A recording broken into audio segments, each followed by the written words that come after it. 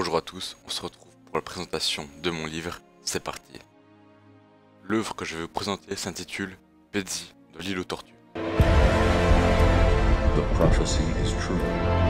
Pedzi est une série de BD danoise créée en 1951 par Willem Hansen. Je vais maintenant vous parler des personnages principaux. Il y a en tout premier lieu Pedzi, le héros de l'histoire. Pedzi est un ourson aimant beaucoup les crêpes.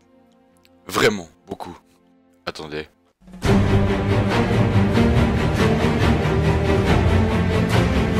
It was at this moment Jackson knew. He fucked up. Nous avons ensuite l'amiral. C'est un phoque qui passe sa vie à dormir et fumer la pipe. Après l'amiral, nous avons Pingo. C'est un manchot qui porte un nœud papillon blanc. Et pour finir, il y a Ricky. C'est un pélican possédant un bec qui peut transporter n'importe quoi. Miam miam miam miam. Je vais maintenant passer au résumé de l'ouvrage.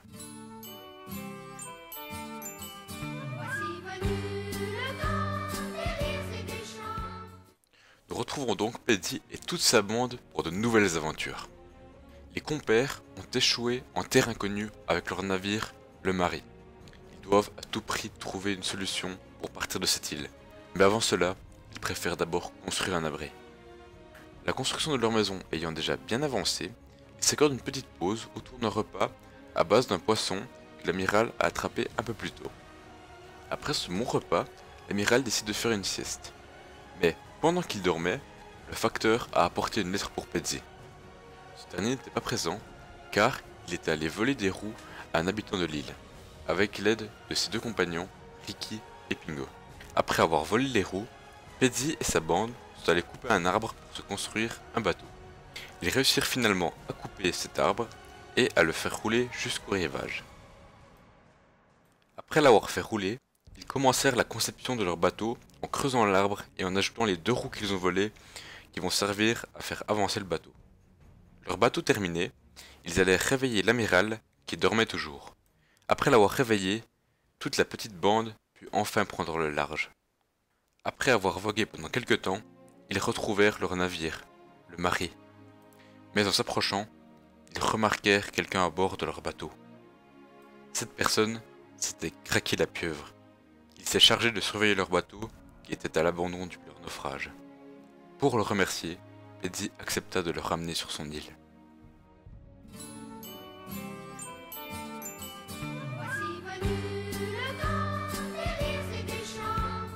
C'est une bien belle histoire que je vous ai contée là.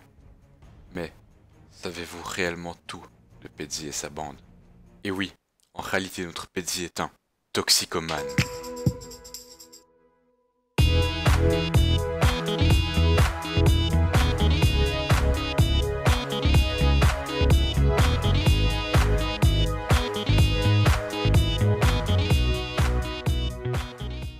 Et oui, ce que Willem Hansen nous avait caché, c'est que ce n'était pas des crêpes, mais de la drogue.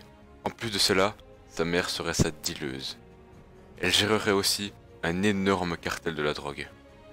Mais Pedzi et sa mère ne seraient pas les seuls marginaux dans la bande. Il y aurait aussi l'amiral. L'amiral, comme en témoigne son tatouage sur le torse, aurait une appartenance à un gang. Ce que vous ne savez pas non plus, c'est que Pingo était en réalité Pingu.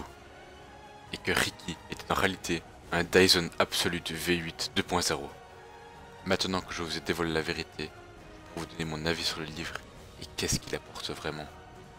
Pour moi, Pedzi fait partie des grands classiques de la littérature. Cet ouvrage est rempli de textes philosophiques qui poussent à la réflexion. C'est une œuvre d'art.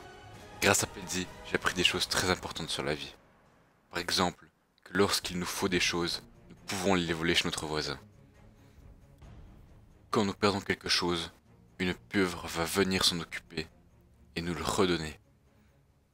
Lorsque nous arrivons en terre inconnue et qu'il nous faut faire une cabane et un bateau, nous avons le droit de tout déforester. Ce fut une très agréable lecture. Je le conseille à chaque lecteur aguerri qui aime les romans compliqués et longs. J'espère que mon présentation vous aura plu. Je vous dis à la prochaine et merci de m'avoir écouté jusqu'au bout.